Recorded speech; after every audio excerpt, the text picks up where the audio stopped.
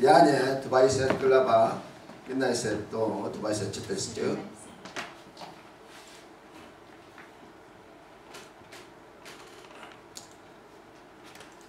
Dekat saya itu cerita, dari cerita dari,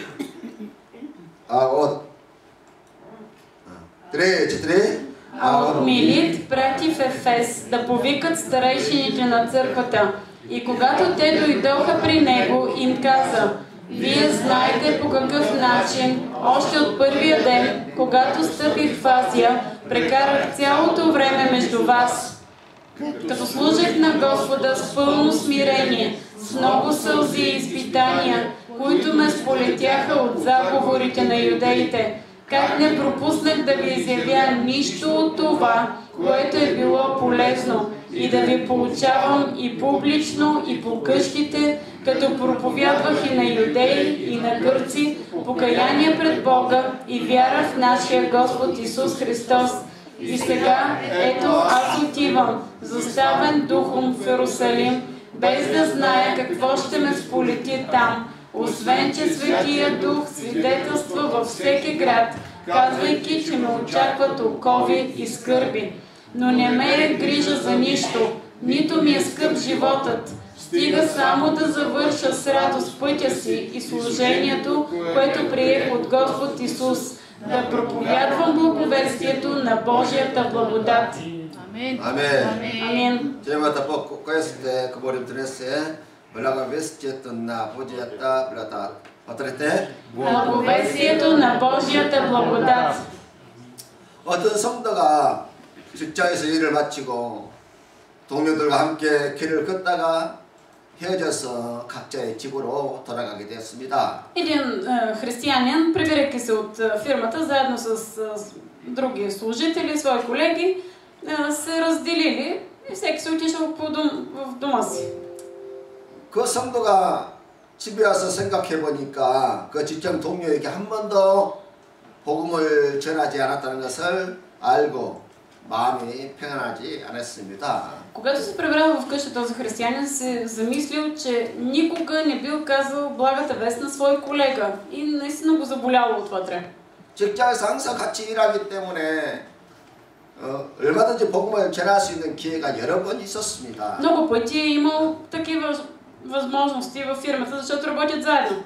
그러나 자기가 만난 예수 그리스도에 대해서 한 번도 전하지 않은 것에 대해서 마음이 너무나 괴로웠습니다. И много се измъчвал поради това, че нито веднъж не е споделил за Исус, който живее в сърцето му. 그래서 하나님께 너무 죄송스럽고 해서 그가 무릎을 꿇고 하나님께 회개 기도를 울면서 하게 되었습니다. Толкова съжалявал, че коленичал и започнал да се моли, да се покайва пред Бог заради това, което е направил. 그렇게 1시간 넘게 부르짖어 기도하고 있는데 2시간 전에 헤어졌던 그 동료에게서 전화가 왔어요. Повече от час той се молил с тази молитва на покаяние и след това му се обадил колега, с когото се били разделили само преди няколко часа. 지금 당신 집 앞에 와 있는데 만나서 좀 대화를 좀 나눌 수 있습니까? И колегата му казал: аз съм пред вас, ела малко да си поговорим. 보십시오. 지금 이 성도가 영혼 구원을 위해서 동료의 영혼을 위해서 안타까운 마음으로 회개하면서 기도하니까 когато християнинът се молил и се покайвал и се молил за своите колеги, 하나님께서 적시로 그 기도에 응답해 주시더라는 것입니다. Бог веднага дал отговор. 전능하신 하나님은 사람의 마음을 움직일 수도 있으시고 Бог може да раздвижи човешкото сърце. 같은 사람의 발걸음을 돌이켜서 돌아오게도 할 수 있는 능력자이세요. И Бог е силен и той може да накара този, който е тръгнал на някъде, да се върне. 그래서 우리가 한 영혼을 위해서 정말 간절한 마음으로 기도하면 하나님은 우리의 기도에 즉시 응답해 주시는 것입니다. Ако ние наистина искрено се молим за спасението на някоя човешка душа, Бог веднага ще ни отговори. 그래서 그 친구를 동료를 집으로 영접해서 음식을 대접하면서 내가 만난 하나님에 대해서 간증을 했다고 합니다. Така направил и християнинът, когато срещнал колегата си пред дома си, поканил го вкъщи, хапнали и той му представил Исус, който е в сърцето му. 그러자 그 사람이 얼마나 갈급했던지 그 자리에서 죄를 회개하고 예수님을 영접하게 되었다. И колегата бил толкова жаден за Словото, че той веднага го приел и се покаял. 이처럼요, 우리 주위에는 갈급해서 복음을 전해주기를 간절히 원하는 사람들이 너무나 많이 있다는 것이지요. Около нас има толкова много жадни хора, които искат да чуят Словото. 영적으로 갈급해서 죽어가고 있고 너무 힘들어서 어찌할 바를 모르는 사람들이 너무나 많이 있다는 것입니다. Толкова много хора има, които умират от жажда за Словото. 저는 그 간증을 들으면서 역시 은혜 받는 성도는 뭐가 달라도 다르구나. Докато слушах това свидетелство, се казах, хората, които са приели благодат, те са по-различни. 그래서 우리는 반드시 은혜를 받아야 합니다. Затова ние трябва да получим благодат. 우리가 은혜를 받으면 그러한 영혼들의 갈급해하는 모습들이 내 눈에 보여지기 시작하는 것이고 Ако ние живеем в благодат, започваме да виждаме хората около нас, които са жадни. 또 그들을 위해서 기도하기 시작하게 И 된다는 започваме да се 것입니다. молим за тях. 그래서 은혜 받은 성도는 정말 기도의 사람이 되는 것이고 Който е получил благодат, той е човек на молитвата. 아멘. 또 은혜 받은 사람은 갈급한 사람들에게 구원받을 수 있도록 구원의 기회를 전달하는 것이죠. И Бог дава възможности за споделяне на благата вест на тези, които са получили благодат. 오늘 본 말씀을 보면은 은혜 받은 사람 바울의 이야기가 나와요. В този текст, който прочетохме, се говори за един, който е получил благодат. И това беше апостол Павел. 바울은 사실 율법주의자였습니다. Поначало той беше законник. 율법주의자였기 때문에 남을 정죄하는 데는 아주 머리가 똑똑하게 잘 돌아갔어요. И той беше много умен и знаеше много добре как да обвинява хората. 그럼 예수 믿는 사람들을 잡아다가 감옥에 가두는 것이 좋은 일이라고 스스로 그렇게 생각을 했습니다. И той смяташе за много добро дело да хваща християните и да ги хвърля в затвора. 그래서 그런 그 일을 열심을 가지고 그 일을 했던 것이지요. Беше много усърден в това, което правеше. 인간적으로 보면은 그는 아주 훌륭한 사람이었습니다. От човешка гледна точка той беше велика личност. 사회적인 배경도 좋았고 Имаше много добър социален бекграунд. 또 자기 일에 아주 충실하고 성실한 그런 사람이었습니다. Беше много усърден, посветен на делата си. 그러나 바울에게는 남들에게 말할 수 없는 영적인 고민이 있었다는 것입니다. Но в него имаше нещо, което го измъчваше духовно. 배경은 사회적 배경은 멋있고 아름답고 뭔가 가진 것처럼 보였지만은 В социално отношение той беше добре, все едно всичко си имаше. 그의 영혼은 참된 안식도 없었고 기쁨도 없었고 Но в душата му липсваха истински мир и спокойствие. 그의 삶은 전혀 감사가 없는 그러한 불행의 삶이었습니다. Живот живееше без благодарност. 세상에서 볼 때는 대단한 사람이었지만은 그 내면은 너무나 불행한 사람이었다는 것이지요. От гледна точка на света нямаше нищо, което да му липсва, но всъщност вътрешно се измъчваше. 그런 방황할 수밖에 없었고 마음은 너무너무 허무했다는 것입니다. Сърцето му беше празно. 그 허무함은 세상에 몫을 가지고 채울 수가 없는 것이지요. И тази празнота не можеше да се запълни с нищо. 그런 방황하는 자에게 부활하신 주님이 찾아오신 것입니다. И при такъв човек, който се луташе в празнотата си, дойде Исус. 사울아, 사울아, 너는 왜 나를 그렇게 박해하느냐? И Бог му каза: Павле, Павле, защо ме гониш? 그 한마디, 그 주님의 부르심 앞에 바울은 180도 인생이 바뀌게 되는 것이지. И при Божия призив живота на Савел се промени на 100%. 지금까지 자기 인생이 헛살고 있었다는 것도 알았지만은 그때서야 진짜 자기가 인생이 잘못 살고 있다는 것을 정말 깨닫게 된 것입니다. Той усещаше, че нещо не е наред в него, но когато видя Исус, тогава разбра напълно, че не живее правилно. 그리고 그는 주님의 부르심 앞에 사로잡혀 성령의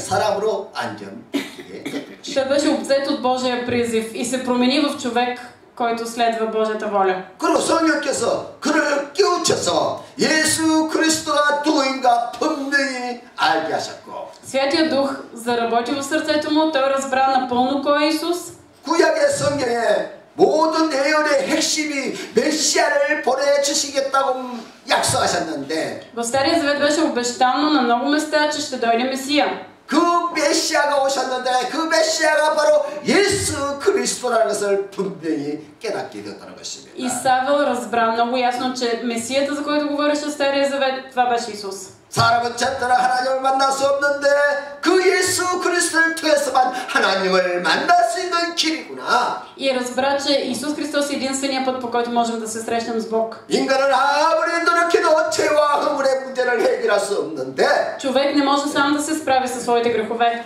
바로 그 예수가 인생의 죄와 허물의 문제를 다 해결하신 분이구나. Но Исус беше този, който разреши проблема с греха и престъпленията.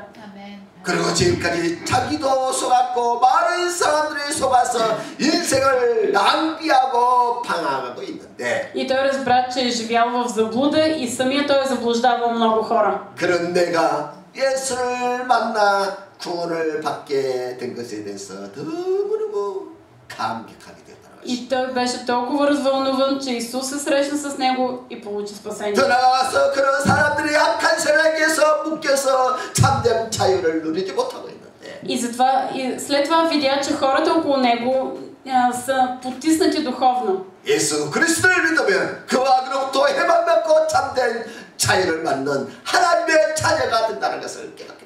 И разбра, че хората могат да бъдат освободени и да получат истинска духовна свобода само когато срещнат Исус. 바로 이것을 깨닫는 걸 보고 은혜라고 하는 것이에요.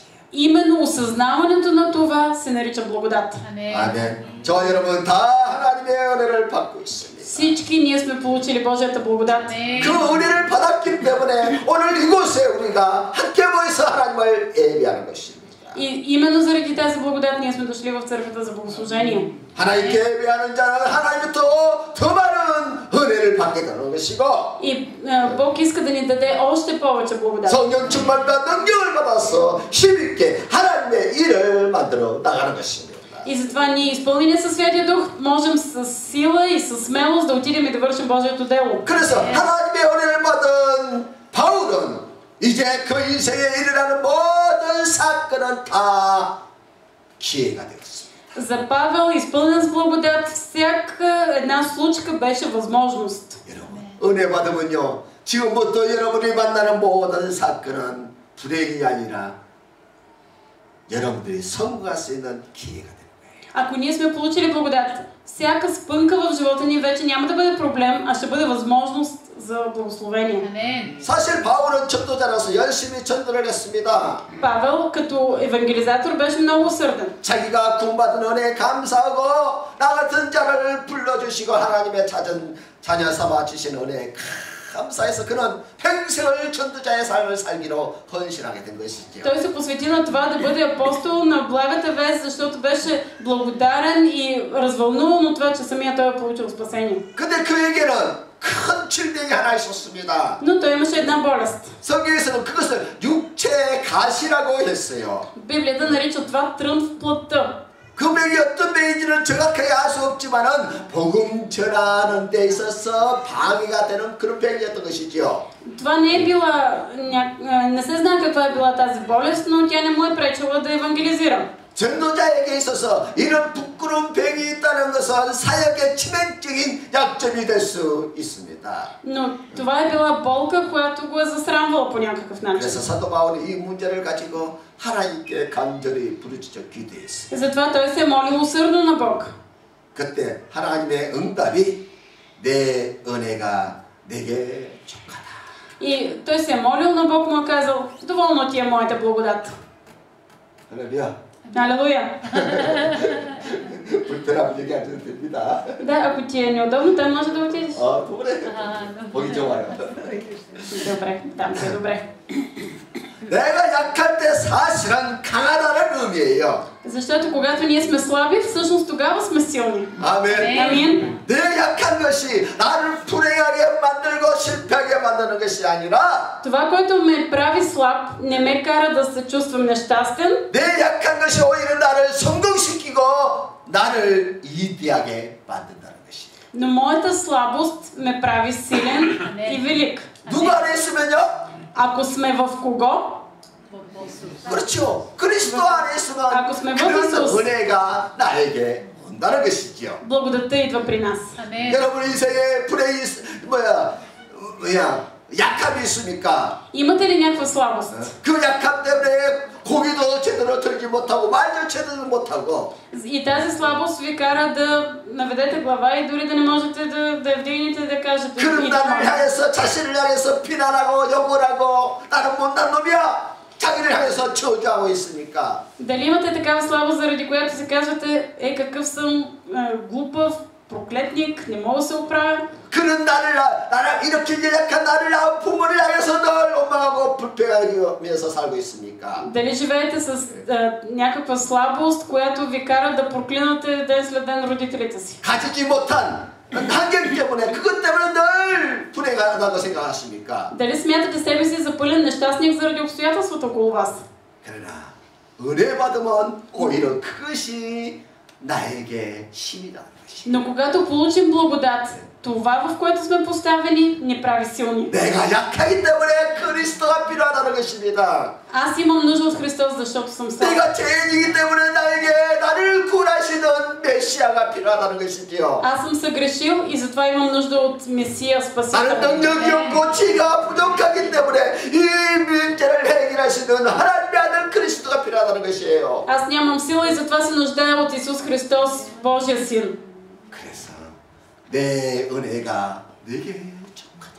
И затова Бог казва на Павел, достатъчна ти е моята благодат.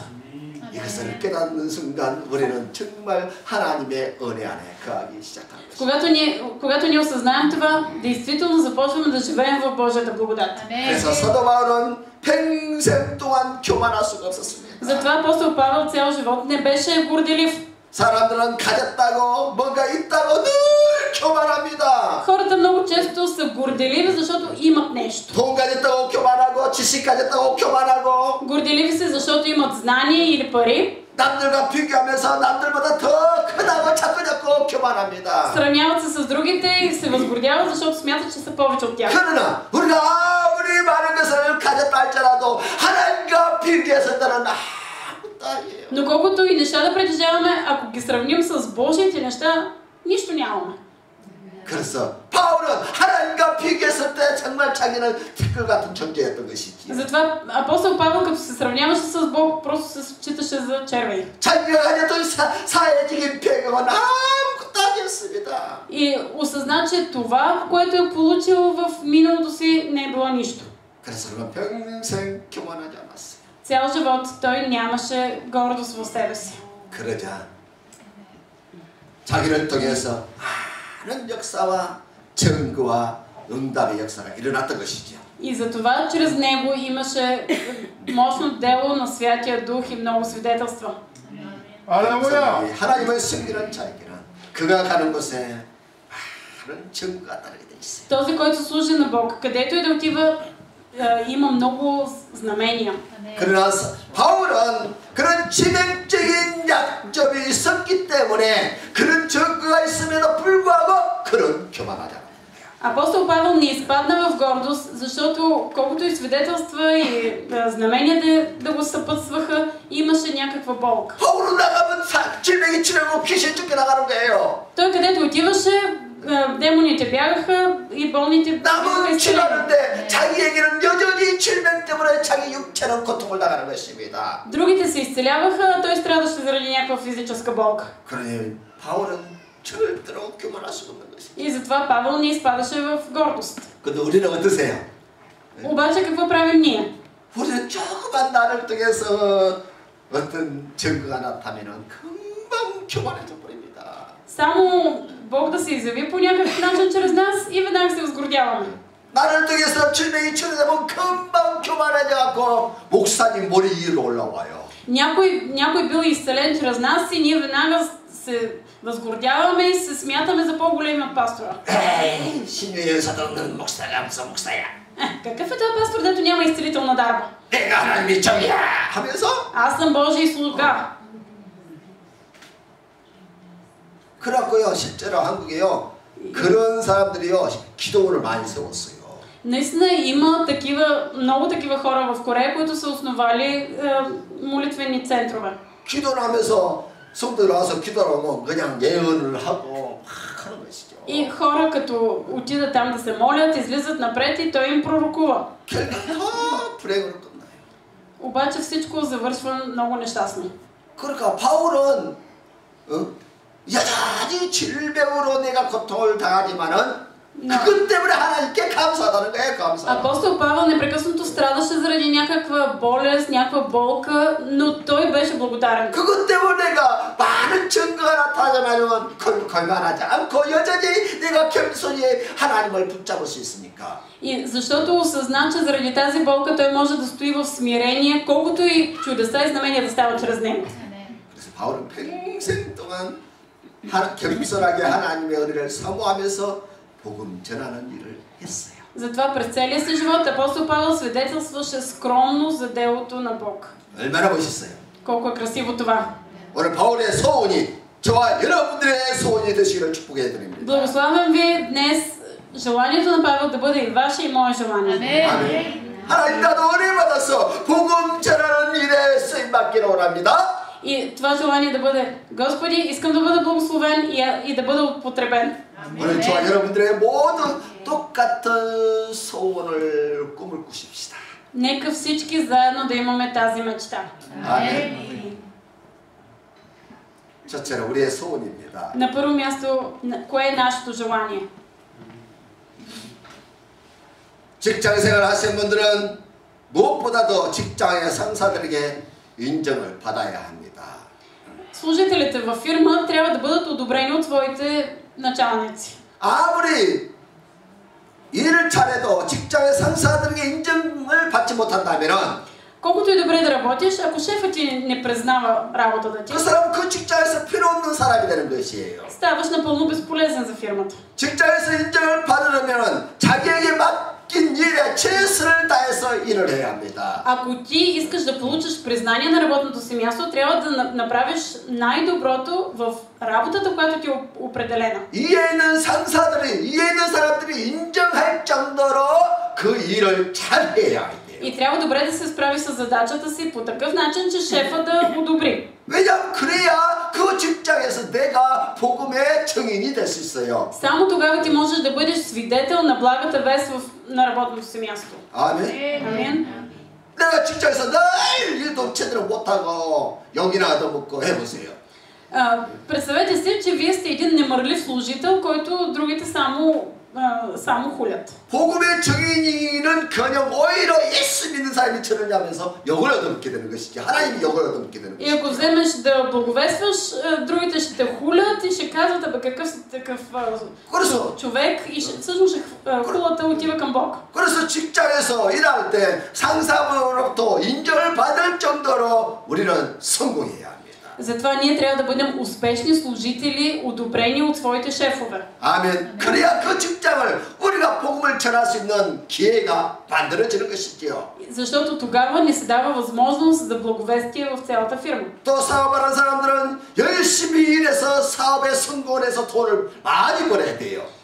Бизнесмените трябва да работят усърдно и да бъдат успешни бизнесмени. 조금 벌어서는 복음 좀 할 수 없어요. Защото не можеш да бъдеш велик евангелизатор, ако печелиш мъничко. 돈을 많이 벌어. 야, 저 사람이 어떻게 저렇게 복을 받았을까? Печелете много, за да могат другите да дойдат и да ви питат: абе, ти как така успя? 사람들이 볼 때, 불신자들이 볼 때, 저 사람이 어떻게 저렇게 잘 될까? И да могат невярващите да дойдат и да те питат: ти как така стана толкова успешен? 그때서야 복음의 증인이 될 수 있다는 것입니다. Тогава можеш да бъдеш истински свидетел на благовестието. 아멘. Амин.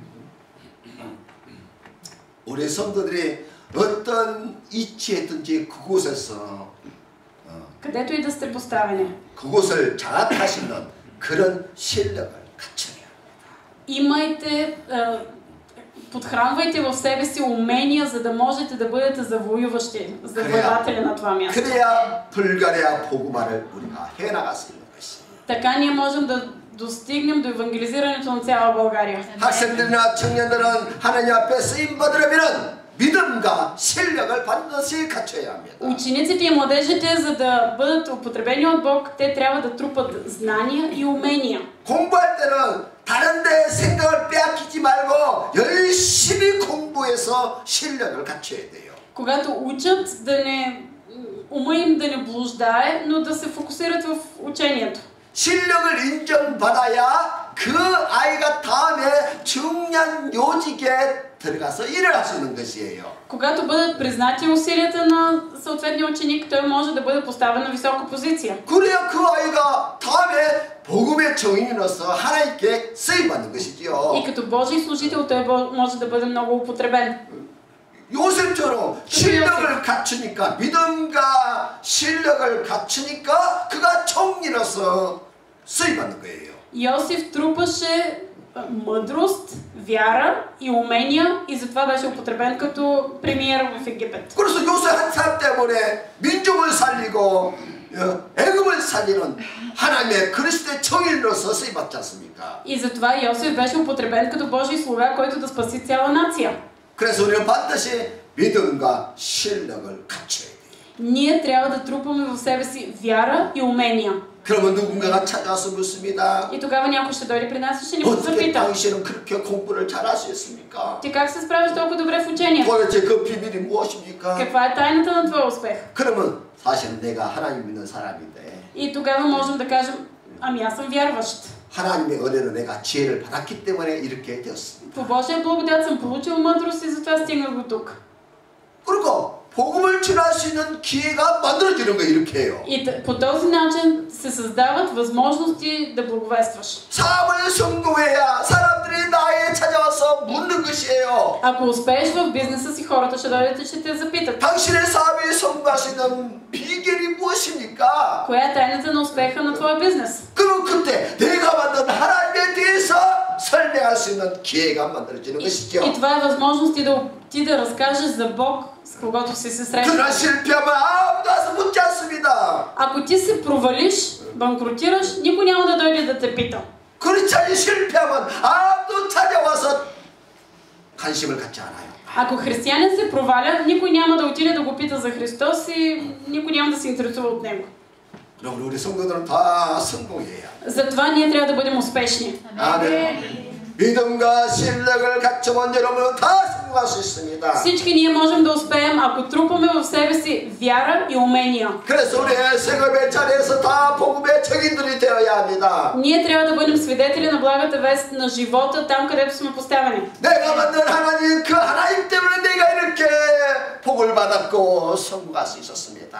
И да свидетелстваме: аз съм благословен, аз съм блажен, защото Божията благодат в мен. 이렇게 당당하게 말할 수 있는 복음의 증인들로 우리가 일어나야 합니다. Ние трябва да се изправим като служители, които смело прогласяват Божията благодат по този начин. 아멘. 모든 죄악에서 용서받고 하나님의 자녀가 되었다는 복음을 증거해야 합니다. И ние трябва да свидетелстваме, че Бог ни е освободил от всяко проклятие. 영혼이 잘되같이 범사에 잘되고 강건하게 되는 복음을 우리는 증거해야 합니다. И ние трябва да сме свидетели на това обещание, че ще благоуспяваме във всичко, както благоуспяват и душите. 어둠에서 해방되고 질병에서 치료받는다는 복음을 증거해야 합니다. И ние трябва да свидетелстваме благата вест, че който повярва в Христос ще бъде освободен от всяка тъмнина. 절망에서 꿈을 논하는 희망의 복음을 우리는 전해야 합니다. И да споделяме благата вест на надежда, че всеки, който приема Христос, 들어가서 영생 천국의 복음을 우리가 전해야 합니다. И ние трябва да споделяме благата вест за вечния живот и рая. 이것이 우리가 다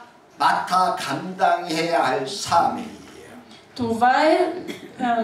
Това е нашето призвание, което ние трябва да поддържаме. 아멘. 아멘. 이런 놀라운 사명을 감당하기 위해서 반드시 하나님의 은혜를 넘치도록 받아야 돼요. Но за да можем да вършим своето призвание, трябва да получим изобилна Божия благодат. 아멘. 죄에서 용서받고 그 용서받은 큰 감격을 우리가 누려야 되고. И ние трябва да се наслаждаваме на това, че сме освободени от греховете. 또 질병에서 치료받는 그 기쁨을 누려야 되고. Трябва да се наслаждаваме на радостта от това, че сме освободени от болести. 아멘. 나에게 꿈과 비전과 하늘나라에 대한 소망이 넘쳐나야 합니다. Трябва да сме пълни с радост от това, че от Божието царство. 하나님이 나의 아버지가 되시고 주가 나의 예수님이 나의 주가 되시는 그런 기쁨이 내 안에 넘쳐나야 합니다. Да сме пълни с радост, че Бог е нашия баща. 그런 은혜를 내가 받아야 복음의 증인들로 일어나서 가정을 살리고 사회를 살리는 것이지요. Но когато ние сме получили тази благодат, можем да бъдем свидетели на благата вест и да служим за даване на живот в нашите семейства и в цялата страна. 아멘. 하나님은 일 하나 우리를 부르시고 구원하시고 하늘나라의 대사로 세워주신 것이. Бог затова ни е призовал, затова ни е издигнал като посланици на Божието царство. 일할 수 있도록 신령을 갖추어서 내가 있는 곳에서 인정받고 성공해야 합니다. Затова ние трябва да трупаме умения и да бъдем успешни там, където Бог ни е поставил. 할렐루야. 삶의 현장에서 하나님이 함께 하신다는 축복의 증거들이 나타나야 돼요. И в нашия живот, там където сме, трябва да има доказателства на това, че Бог ни дава благодат. 그래야 불신자들이 찾아와서 나에게 관심을 갖고 묻는 것이지요. И тогава невярващите ще идват при нас и ще ни задават въпроси. 저 사람 어떻게 저렇게 성공할 수 있었을까? Защо този човек е толкова успешен? 어떻게 저 사람 별로 가진 것이 없는데 어떻게 저렇게 행복할까? Той нищо няма, такъв бедняк е, пък изглежда толкова щастлив. 환경적으로 볼 때 저 사람이 참 불행할 것 같은데 왜 저 사람이 저렇게 항상 웃으면서 기뻐할까? Този човек в толкова нещастни обстоятелства живее, защо винаги се смее? 조건이 비슷한 것 같은데 나와 저 사람은 너무나 차이가 있는 거예요. Може и аз и този човек да сме в едни и същи обстоятелства, но аз съм много по-различен. 살기는 내가 훨씬 더 잘 사는데 오히려 저 사람보다 내가 더 불행한 거예요. Аз живея толкова по-добре от него, а пък той е толкова по-нещастно, а пък е по-щастлив. 별로 가진 것도 없는 저 사람이 왜 나보다 더 행복한 이유가 무엇인가? И невярващия ще пита, той е по-беден от мен, защо има такова щастие в него? 그럼 찾아와서 관심을 갖고 묻는다니까요. Заинтересувани от това, те ще идват и ще ни питат. 그 이유를 알고 싶어서 자꾸 가까이 올라가는 거예요. И ще искат да идват при нас, за да разберат тайната. 그때 우리는 복음의 증인들로 그 사회에 우뚝 서게 되는 거예요. И тогава ние можем да бъдем смели прогласители на Словото. 하나님의 뜻, 하나님의 소원이 바로 우리가 그런 복음의 증인들이 되라는 것이죠. Божието желание и воля е ние да бъдем свидетели на благата вест.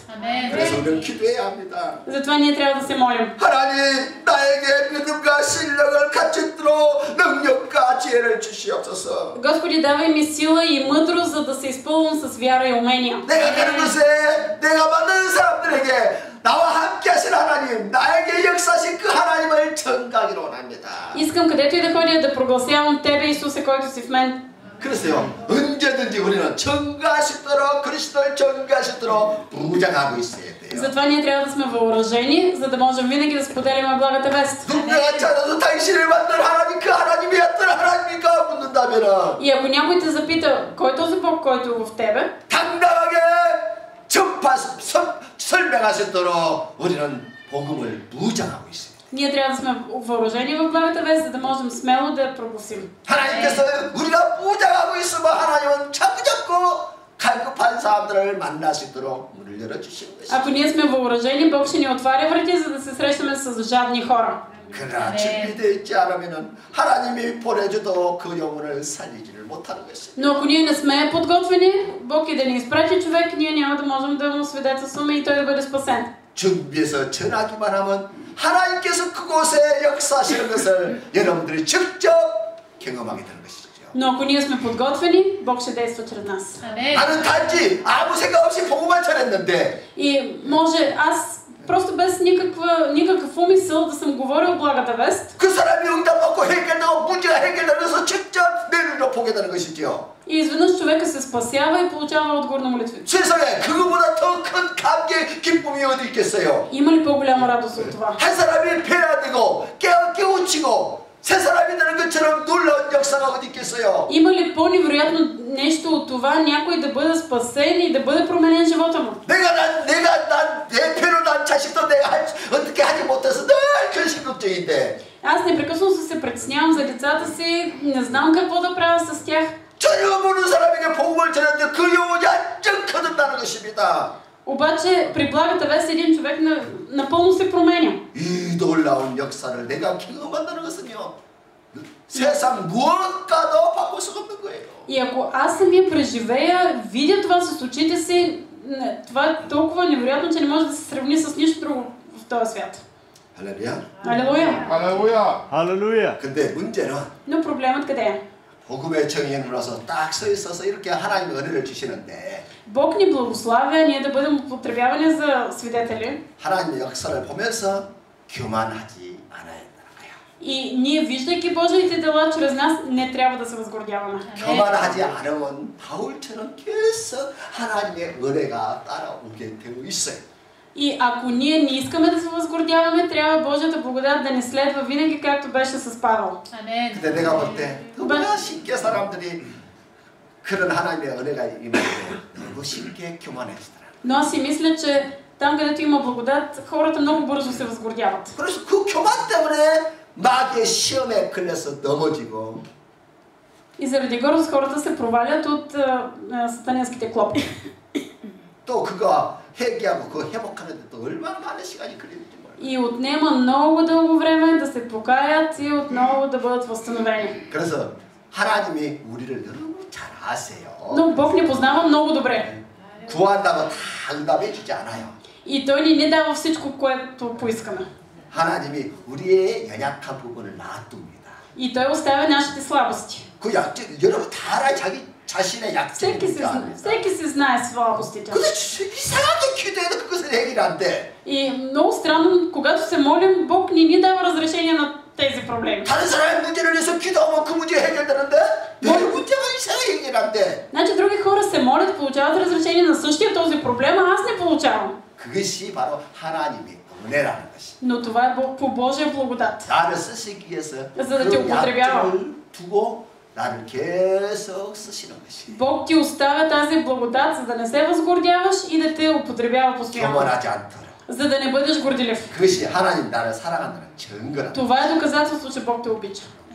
사실 그런 단계까지 깨닫는다면 진짜 그 사람은 훌륭한 사람이에요. И човек, който е осъзнал дори това, е наистина велик човек. 대부분은 그걸 못 깨닫고 하나님 앞에 불평합니다. 왜 하나님 나에게 이런 문제를 놔두십니까? Обаче повечето хора не го осъзнават и само се оплакват и казват: бе, Господи, ти защо не ми разрешаваш проблема? 하나님 나를 사랑한다. 말만 사랑하시고 나는 뭐 이거 뭡니까? Ако ти казваш, че ме обичаш, каква е тая любов? Защо си ме оставил това?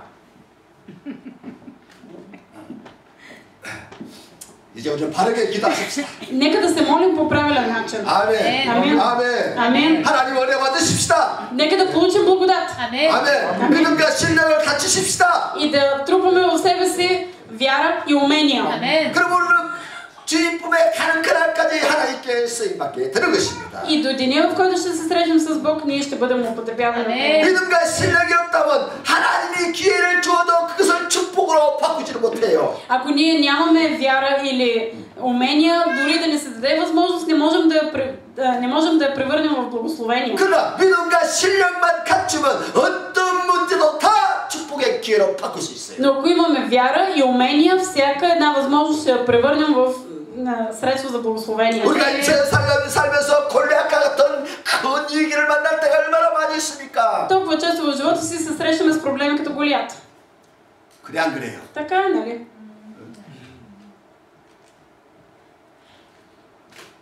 그런데 그때 믿음은 없고 신령만 있으면 어떻게 감당하시겠어요? Можем ли да се справим с Голиат, ако ние имаме само вяра, но не и умения? 아니죠.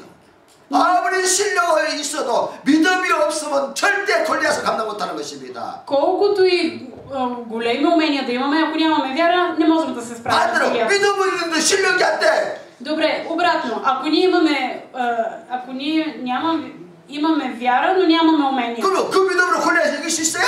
Само с вяра можем ли да победим Голиат? 못 이겨요. Не. 그래서 항상 믿음과 실력이 있어야 затова 골리앗을 이기를 축복의 기회로 바꿀 수 있는 거예요.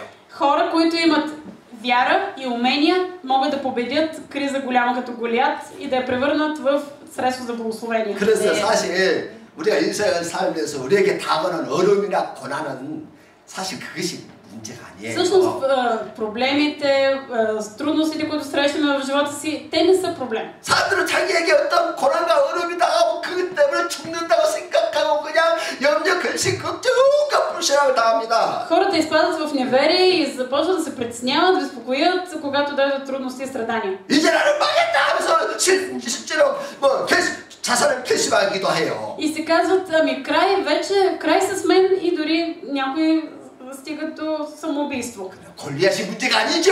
Но проблемът не е Голиат. 뭐가 문제예요? Къде е проблем?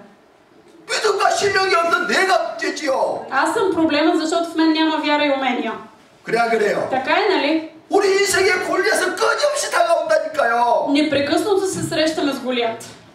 하나님은 그 골리앗을 통해서 나를 축복하기를 원하시고 성공자로 만드시기를 원하시는 거예요. Бог иска чрез този Голиат да ме благослови и да ме направи велик. 그러니까 그것은 문제가 아니라 내 인생의 기회가 되는 거예요. Не той е проблема, а възможността, която ми е дадена. 그래서 하나님의 부르심을 받아 하나님의 자녀가 된 저와 여러분들은 골리앗을 기회로 만들 수 있도록 믿음과 실력을 갖춰라는 거예요. Нека да трупаме вяра и умения, за да побеждаваме Голиат. 교회에서는 믿음을 갖추고 Да трупаме вяра в църквата, 직장에서는 실력을 갖추고 да трупаме умения на работното място, 학생은 공부를 열심히 해서 실력을 갖추고 учениците да трупат умения за учене в училище, 사업가는 열심히 돈 벌어서 그곳에서 성공해서 실력을 갖추는 거예요. бизнесмените да трупат умения, да бъдат успешни. 아멘. 아멘. 그러면 그 믿음과 실력을 통해서 тогава вярата и 어떤 уменията 골리앗도 다 축복의 기회로 바꾸는 거예요. ще превръщат Голиат в благословение. 아멘. 하나님의 뜻은 너희가 온 천하에 다니며 복음을 접하라. Божията воля е да обикаляме по целия свят, да достигнем до краищата на земята с благата вест. 이것이 하나님의 소원이에요. Това е Божието желание. 그 하나님의 소원이 저와 여러분들의 소원이 될 때 우리는 어디서도 성공할 수 있어요. И ние можем да бъдем успешни навсякъде, където отидем, когато това е нашето желание. 이것이 소원이 될 때 우리는 어디 있든지 하나님께 쓰임받게 되는. Когато това е нашето желание, където и да отидем, Бог ще ни употребява като свой 이 소원이 분명할 때 학생은 학생의 자리에서 성공하게 되는 것이고. Когато ученикът е наясно със своето призвание, той ще бъде успешен ученик. 이 소원이 확실할 때 공무원은 공무원의 자리에서 승리하게 되는 것이고.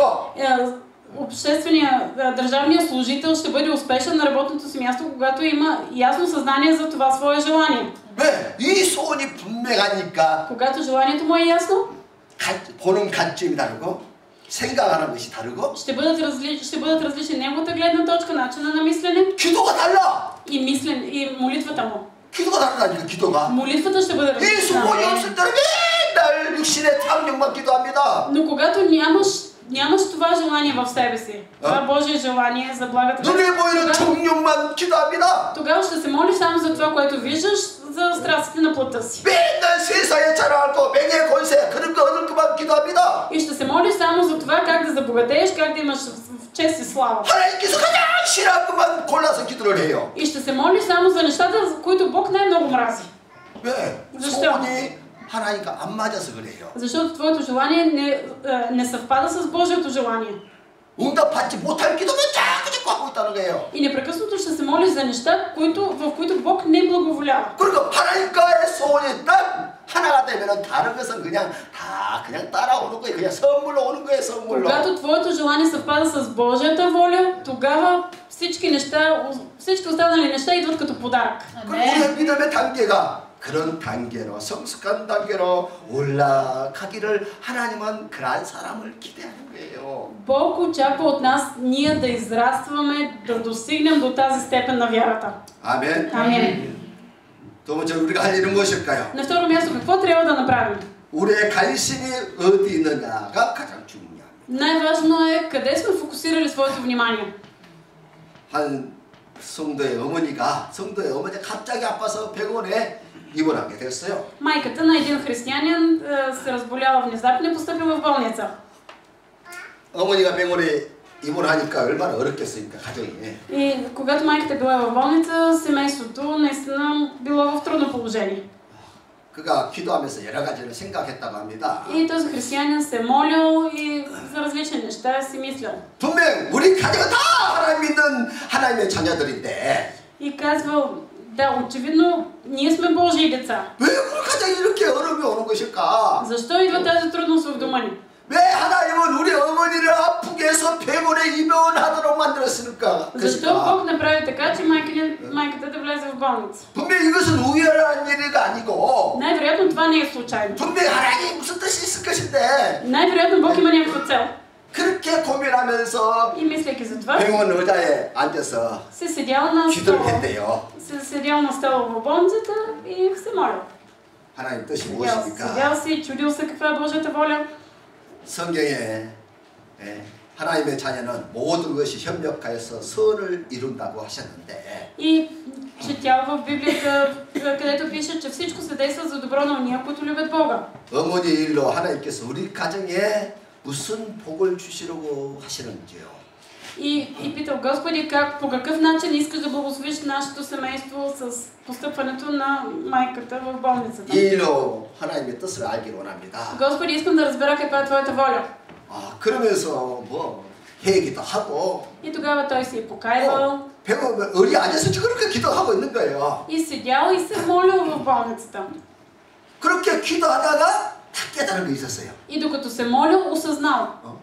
기도를 마치고 이렇게 병실을 돌아보니까 Огледал се в болничната стая 뭐 사람들 왔다 갔다 하고 병실에 의자 환자들 들어놓여 있고 그런 모습 보이잖아요. и видял, нали, има болни, има и хора, които се разхождат из болниците. 그 모습을 보면서 영적으로 다 고아된 상태가 보이더라는 거예요. Гледайки към тях, видял, че това са духовни просеци. 주인을 만나지 못해서 영적으로 다 고아가 돼서 방황하는 모습들이 보이더란 거예요. Видял ги като сираци, които не са познали Бог. 환자뿐만 아니라 환자 부모님 또 간호사 의사들까지도 다 영적으로 부모 없는 고아처럼 보이더래요. На духовни сираци му приличали не само пациентите, но и техните близки, роднини и болничния персонал. 마치 주인 없는 고아처럼 방황하는 모습이 보이는데 Видял ги как се лутат като деца без родители. 사람들이 무거움짐을 지고 Как носят тежки 염려하고 товари. 슬퍼하고 절망하는 모습이 다 보이더라는 거예요. Колко им е мъчно, колко са огнетени. 어떤 사람은 어둠의 세력에 눌려서 그냥 벌벌 떨고 있고 И как хората треперят, потиснати под бремето на тъмнината. 어떤 사람은 너무너무 불안하니까 점쟁이를 부르다가 점을 치고 있고 И някои хора в болницата в отчаянието си викали врачки да им 어떤 사람은 гледат. 이상한 이단의 교주를 믿으면서 복을 응답해달라고 막 그렇게 기도를 하고 있고 А някои хора от вярващи в някакви много странни религии се молят за благословение. 또 어떤 사람은 이상한 철학과 사상에 빠져서 그것을 주장하면서 환자들끼리 막 싸우는 것도 봤다는 거예요. И видял в болницата как пациенти се карат помежду си заради някакви странни философии. 그런 것을 보면서 그가 깨닫기를 И гледайки това той осъзнал. 하나님께서 이것을 보여주시기려고 내 어머니를 이 병원에 입원하게 하셨구나. Господ направи така, че майка ми да влезе в болницата, за да видя аз това. 그래서 그것을 깨닫고 병실을 다니면서 환자들이 복음을 전하기 시작했대요. Започнал да ходи по леглата и да благовества на пациентите. 내가 만난 하나님에 대해서 설명하기 시작한 거야. И да разказва за Бог, с когото се е срещнал. 그러니까 얼마나 사람들이 갈급한데 그 말에 그 간증에 사람들이 회개하고 예수를 믿는데. Но хората били толкова жадни, че на място приемали Христос. 어느 날은 그 병실에 한 10명씩 그렇게 앉아 있잖아. 들어오자 그 사람들이 한꺼번에 다 예수님을 영접하는 일도 일어나더라는 것입니다. И имало случаи в една стая да били събрани 10 пациенти и техните роднини и те всички заедно приемали Христос. 그러니까 우리가 어디에 관심을 두느냐가 그렇게 중요한 거예요. Затова е много важно къде е фокуса на твоето внимание. 할렐루야. 복음의 정의에 관심을 두면 하나님께서 나머지는 다 그냥 따라오도록 하나님께서 그렇게 해놨어요. Ако вниманието ти е насочено към това ти да бъдеш свидетел на благовестието, Бог ще го направи. Амен. 할렐루야. 할렐루야. 물질도 하나님 다 따라오도록 해놨습니다. И Бог ще направи така, че да снабди всички финансови средства. Амен. 오늘 뭐 걸리지 않냐 재밌지 글라바 세상했을지요. 그래. Защото ако проповядвам благовестието, няма с какво да се похваля, понеже това ми се налага от необходимост и горко ми, ако не благовествам. 지금 바울이 뭐라고 말하고 있습니까? Какво казва Павел? 지금 사람들이 역전으로 고아가 돼서 방황하고 있는데 Хората като духовни сираци се лутат. 그 사람들에게 가서 예수 그리스도의 생명 복음을 전하지 않으면 자기에게 하가 미칠 것이다. И ако аз не им свидетелствам за словото на живота, горко ми. 바로 이것이 하나님의 소원이기 때문에 Това е Божията воля. 사람 생명을 살리는 것이 하나님의 소원이기 때문에 여기에 관심을 둬야 되는 것입니다. Божията воля е Божието желание да се спасява човешки души и затова вниманието ни трябва да е насочено на там. 이것을 깨닫고 이것에 포커스를 두고 인생을 살면 반드시 하나님의 역사가 여러분을 통해서 나타나는 거예요. Когато се фокусираме върху това, тогава Бог ще изявява своите дела чрез нас. 그러면 인생이 너무너무 재미있어요. И наистина ще имаме интерес да живеем. 사는 것이 즐겁습니다. Ще ни бъде забавно и интересно да живеем. 왜? 하나님의 소원이 나의 소원이 됐기 때문에 사는 것이 재밌어요. Да, ще се забавляваме в живота, защото Божията воля е и наша воля. 가지지 않아도 Дори да нямаме нищо, 없어도 불행하지 않아요. дори с нищо да не разполагаме, ще бъдем щастливи. Амен. 할렐루야. Алелуя! 네. Защо? 정말 중요한 것을 붙잡았기 때문에 하나님이 나를 통해서 역사하는 거예요. Защото Бог действа чрез нас, защото ние се държим за скъпоценното. 그래서 그것에 방향을 마치고 이제부터 기도하라는 것입니다. Затова нека да се насочим натам и да се молим по този начин. 아멘. 그것에 포커스를 맞추고 기도하면 하나님이 내 가정의 문제도 해결해 주세요. Ако ние сме фокусирани върху това и се молим за това, Бог ще разреши и семейните ни проблеми. 아멘. 한 성도가 결혼을 했는데 남편이 알코올 중독에 자였다는 거예요. Една жена се оженила и се оказало, че мъжът е алкохолик. 남편과 결혼해서 20년 동안 같이 사는데 20 години живяла с него. 한 번도 돈을 벌어다가 갖다 주질 않는다는 거예요. Нито веднъж той не й бил дал пари. 여러분 그런 남편과 같이 살 수 있겠어요? Можете ли да живеете с такъв съпруг? 이 자매가 하나님의 딸이다 보니까 이혼도 못하고 Но тя била християнка и не можела да се разведе. 그냥 이 알코올 중독자하고 같이 사는 거예요. 그냥 살아. И просто живеела с този алкохолик. 그러니까 삶이 얼마나 힘이 들겠어요. Толкова трудно е било. 그래서 너무너무 힘들어서 Много е било трудно. 도망을 미국으로 가고 미국도 8년 동안 살다 오기도 했대요. И затова имало случай, тя избягала в Америка и 8 години живяла там. 그러다가 이 자매가 은혜를 받았어요. Но тогава се осъзнала. 그리고 남편을 위해서 기도하기 시작합니다. И започнала да се моли за своя съпруг. 하나님 내 남편이 예수 믿고 И казала, Господи, нека съпруга ми да повярва в Тебе. 보통 가정의 남편들처럼 정상적으로 회복되게 하옵소서. Направи го един нормален съпруг, като останалите. 그게 기도 제목이요. Това била нейната молитва на нужда. 세상에 보통 가정의 남편처럼 보통 남편이 되게 없어서. Тя се молила и казва, Господи, направи моя съпруг, моя мъж, нормален съпруг.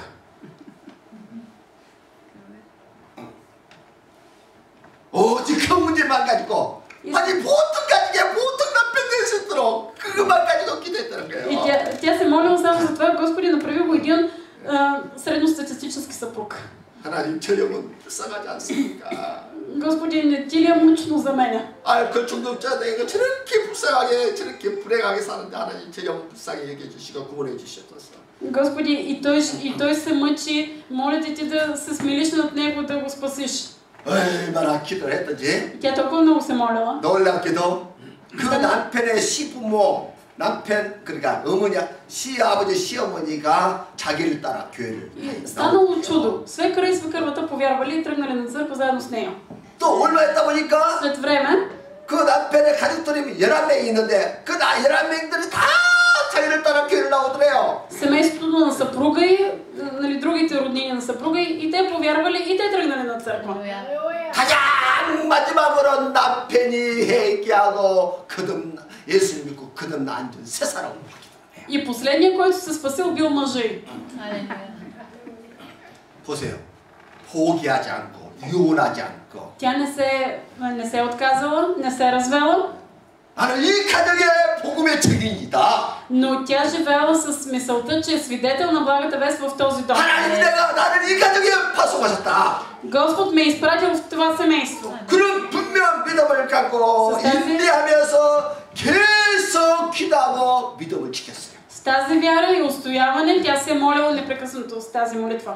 얼마나 중간에 흔들렸겠어요. 생각해보세요. Да, представете си колко пъти се е отчаивала. 얼마나 중간에 포기하고 도망가고 버리고 싶은 마음이 얼마나 많았겠어요. Колко пъти е имало желание да избяга. 그래 끝까지 인내하고 믿음을 지켰기 때문에 Но когато тя устоява с вярата си до край, 그 믿음을 누가 봐요?